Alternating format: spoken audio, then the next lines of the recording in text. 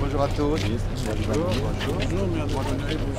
C'était la première réunion du comité de pilotage présidé par Laurent Fabius dans ce site et en présence à la fois des élus et de jeunes du département de la Seine-Saint-Denis qui, à un moment ou un autre, seront associés à la réalisation et déroulement de la conférence. Nous allons donc essayer de créer la conférence en respectant l'esprit de la Convention des Nations Unies sur les dérèglements climatiques et sur l'accord que nous espérons obtenir à Paris.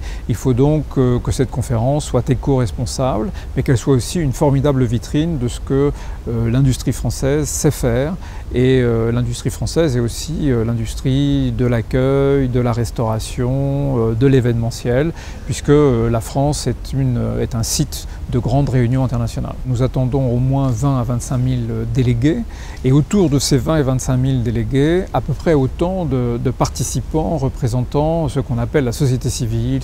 Donc c'est environ 40 000 personnes qui, à un moment ou à un autre, se trouveront au Bourget en décembre 2015. C'est donc une organisation considérable. La conférence ne doit pas être, le ministre l'a dit à plusieurs reprises, une conférence de hauts fonctionnaires ou de politiques.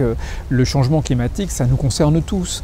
Et donc l'idée de cette réunion avec les élus, avec les jeunes, c'était justement d'aboutir à une appropriation de la conférence par ceux qui vont l'entourer, c'est-à-dire les habitants de la Seine-Saint-Denis qui vont être les hôtes de cette conférence avec les Parisiens en général en 2015.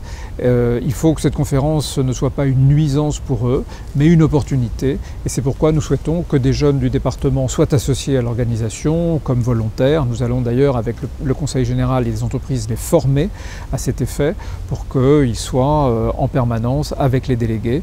Et donc nous souhaitons qu'il y ait la plus grande harmonie possible entre la conférence et la population autour.